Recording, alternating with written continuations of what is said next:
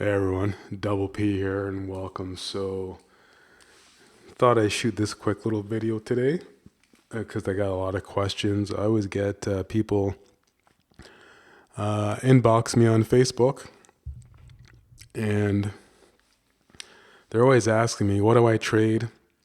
How do I know what to trade and what am I looking for when I'm trading? And I get questions like, well, how do I know when to stay in the trade? Because they look when they're trading and they get stopped out early, or they get shaken out of a trade, or they're just not confident on taking a trade when they're looking at certain candles. And I get it. I I used to look at all that kind of stuff too, but I'm an option trader.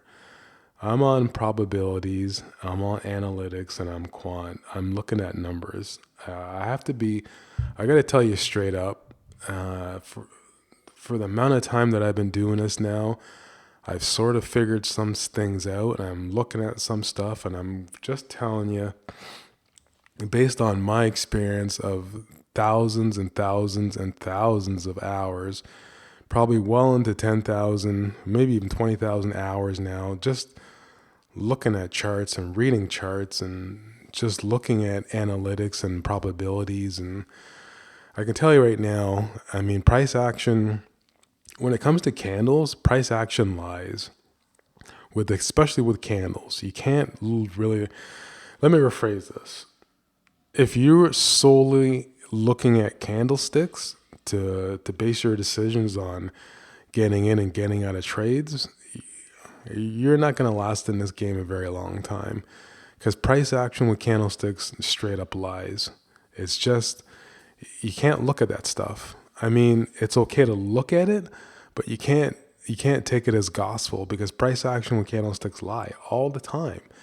Like, I know it. I'm in the lab every day with this stuff. So let me just break this down really quick. First thing I did is I sent out a trade this morning to my platinum traders. It was the 26th August 22 NVIDIA 175 strike. And I blur this out because that's none of your business, I guess, how many contracts I buy, or what the limit order is. But I'll tell you, it was $1.63. And I told my guys just to get 5 contracts, and they're looking for plus 20%. And I told them these expired today, don't hold them, right? So let's keep that in mind as I go through this. Now, how did I know how to pick out NVIDIA? Well, here's what I look at. And again, I'm a probabilities and quant and analytic type of a trader. This is the advanced decline line, and I'm just going to give it away. All right. This doesn't lie. This is the advanced decline line.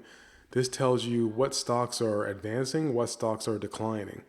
So when you see numbers like this, and then you see the percentages like this, and you see this right here, you know it's going to be a bad day. Well, or a good day, depending on what type of a trader you are. That's what I look at. This stuff doesn't lie. It cannot lie. It's just telling you the plain fact of what's going on. All right? So, what's the next thing I look at? Well, here's my chart right here. This is what I'm looking at. All right? And you see here, I map out my levels. I mapped out 169.54. And why did I map out 169.54? Well, I mapped out 169.54 because this is the moving 200. If you don't have the 200, this is the granddaddy of all moving averages. If you don't have the moving 200, and I put it on exponential and Hull because it's more sensitive to the price action and more sensitive to volume. If you don't have that on here on your charts, you're like screwing yourself up. You're doing yourself a big, huge disservice. So when I map these lines out, this is the 200 right here. Look at what happens. It touched it and breached it to the downside. I map out 165.24, touched it, breached it to the downside. These are gravity points. These are levels where the stock must either bounce off of when it comes to support, or break through when it comes to resistance. These are all levels, right, that it has to hit. You see here I have a 3-day 1-hour chart, because when I run on my 3-day 1-hour chart, I get to see the pockets of when these positions, when the stock is going to break through, because price action lies all the time, right? So not only did I take this 175 strike put, not only did I take that position, but I went back in and I took the 172. You can see it right here. I took the 172.50 put position, because it was accelerating to the downside. How do I know it was accelerating to the downside? Well, look, here's the RSI. Again, I'm an analytic probability type guy. I don't care about price action with candlesticks. Lie all the time. And I'm going to show you why it lies all the time. Right? And then I have MACD with prices. This is momentum. And you see right here, this is huge accelerated momentum to the downside. So this is your leader right here, and this is your laggard. This is when it crossed over and it dropped. You see this right here, the histogram. This is some heavy sell side activity on a 3-day 1-hour chart, right? This is what I look at. So how do I know that price action lies? Well, because when I sent out this trade to my guys, all right, when we get into this trade right here, it was roughly around this position right here, at this time period right here. That's when I got into the trade. But I know, based on everything that I'm looking at, and what I'm looking at here, this is Bollinger Bands right here. You see these lines here at Bollinger Bands. And then you see the 200 right here. Again, like I say, this is the granddaddy moving average of them all, the 200 Hull exponential moving, the 200 Hull moving average, right? I go on Hull, or I'll use Wilders, but most times I'll use Hull, because it's the fastest moving average. Some people say, well, you're going to get more chop when you're using the Hull moving average. I totally disagree with that. What you're going to get is you're going to get real movement in the stock. You're going to know exactly where you can and cannot be, right? So again, Bollinger Bands, and then this is the 200 moving average. What do I have down here? Well, I'll tell you what I have right down here. I have the money flow oscillator. This measures volatility, and this measures a money flow, where it's either money flow is coming into a stock, or money flow is leaving a stock, right? Institutions are either buying or they're selling. And this is the oscillator, so it takes into account also volatility of how much money flow is coming in or out of the position, right? And I have the volume flow indicator. Volume flow indicator is basically notional shares of volume. So volume is either coming into a stock, or volume is flowing out of a stock based on shares. So it's not notional transactional value; it's share value. So this is letting you know what institutions and prop funds and hedge funds are doing. They're either buying shares and accumulating, or they're distributing shares and getting out of a position. Right? Again, like I say, I'm an options trader, where I'm looking at probabilities and analytics of the position. I don't care about price action. Price action lies. Sorry, you have to forgive me there. I got hit with COVID, so I'm all messed up right now. I'm on fire. Body's on fire. It's head spinning. Crazy. And then we have the intraday momentum index. What's the intraday momentum index? Well, I'm an intraday momentum option scalper. I need to see volatility. I need to see what's going on intraday. I need to see what's going on with the position intraday. So this tells me overbought and oversold positions, right? Again, I don't look at price action. Price action lies. So what happens is when I put in this trade, some of my guys, because they don't look at what I'm looking at, and they have all this stuff, it's inside the course. This is the newest version of 3.0, and they got stopped out because they got shaken out of this candle right here, this candle right here, and they see this movement and it goes up, and then they got shaken out. But if they had looked, and I tell my guys and girls all the time, yes, you do intraday momentum option scalping, but you have to go out in time too. You have to look at the 3-day, you have to look at the 5-day. I tell my guys all the time, look at the 3-day 1 hour chart. Look at the 5-day 1 hour chart, because it's going to let you know you're going to see stuff like this. This is overbought, right? On the RSI. It's not a trigger, it's just a condition, right? So you're looking at this has got to go down sooner or later, right? Because the RSI is a bounded indicator, right? So you have to look at this. It can only breach so far before it has to say, I'm coming back down, right? This is what the institutions use, right? The MACD with prices, the exact same thing, right? It's got to fully cycle. This is a full cycle. This is almost a full cycle. And then you see exactly what happens. It's got to come down. It tanks, right? Look at this, right? And then I just mapped out, like I said, my 200 moving average. There it is. It does not lie. Price action lies all the time. This is what you need to look at. 3-day 1 hour chart, 5-day 1 hour chart. Get in here intraday like this. Now, why do I put on the Bollinger Bands? Because I want to see volatility intraday. I want to see volatility on the 1 minute candle. I want to see volatility on the 2 minute candle. I want to see volatility on the 5 minute candle. Then I look at either taking my trade. I look at the hour candle, then I drop back down, and I'm looking at taking my trades on a 5 minute, 2 minute, or 1 minute candle to be able to get into a position, being able to take a trade, right? So then you get stuff like this right here. When I told my guys, this is just a trade where it's just a beautiful trade, because I have the exact position set up. I have the exact study set set up that show me what institutions are doing. I don't care what retail traders are doing. Retail traders are idiots, right? I'm looking at what institutions are doing. I'm looking at what hedge funds are doing.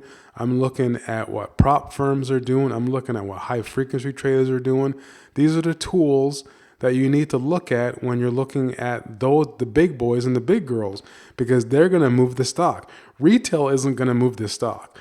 This is a $164 stock, right? This is NVIDIA, right? This stock's not going to get moved by retail, right? This stock's getting moved by institution, right? So if you don't know what to trade and how to trade it, and you don't put the proper tools on to be able to trade a stock like this with the price action like this, you're screwing yourself, because you're just guessing. Don't guess, right? So look at this now. This is $7.85 for this put position. What time is it now? Let's go see. It is almost 3 o'clock, right? So I held this position. You'll see my position on Facebook. I was still in the position, right? But I got out a long time ago because, again, I'm kind of sick and stuff, and I don't want to be sick. I made my money. So it was a good day. So this is what I'm looking at. This is just one of my study sets. I have to come over here because everyone's asking me, well, what do you do? What are your study sets? Look, I've got a whole bunch of study sets, right? And there's certain things that I'm looking for on certain days, on certain positions. If you don't have your study set set up, if you don't have your indicator packages or your study set packages set up to be able to trade different types of stocks and different type of equities with the right indicator suite, you're screwing yourself, because all you're doing is you're guessing. Now, do I use all of these? Pretty much, yeah. Depends on what position I'm going into, right? So you see it right there. Why do I have a lot of study sets? Because I need to see different optical looks. I need to see what's going on with the position.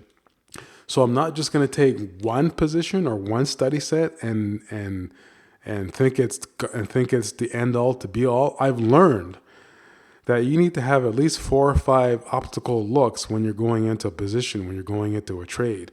You need to have at least a half a dozen different positions, different looks to be able to make a determination as far as what am I going to do to get into the position? What am I looking at?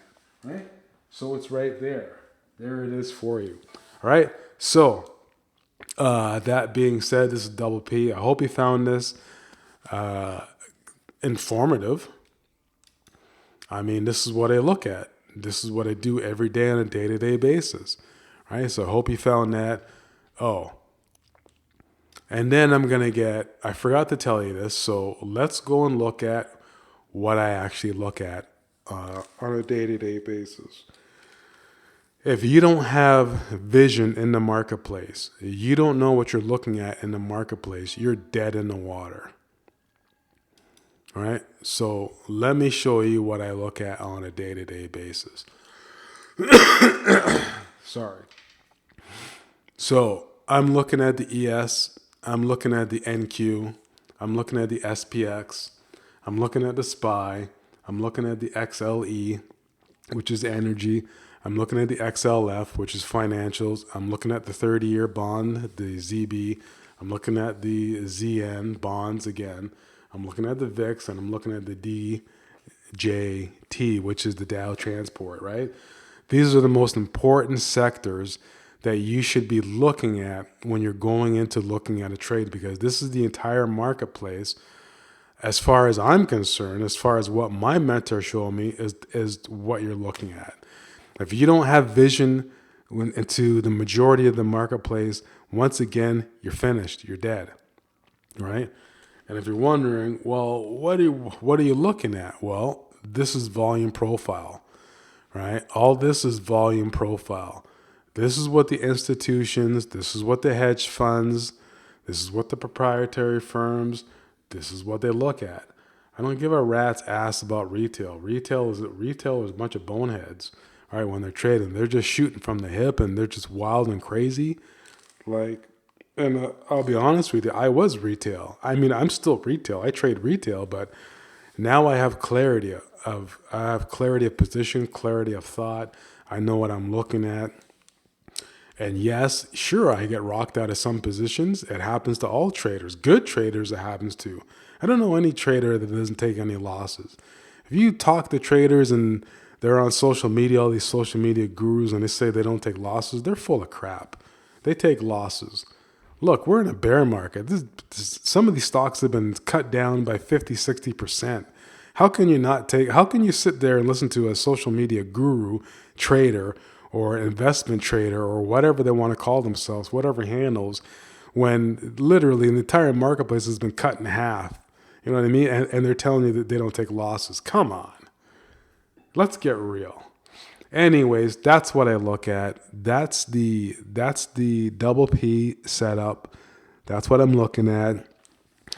If you guys and girls are interested, you want to come on board, you want to get into Platinum Traders version 3.0, where I break all of this stuff down, I get into it, and I show you exactly what I'm doing.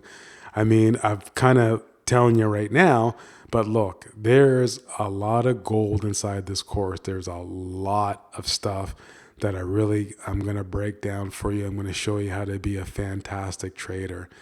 And you really don't worry about the price of my course. The price of the course pays for itself 30 times over. So if you thinking the price is a little bit out of your range, well, I mean, it all depends on what you want to do.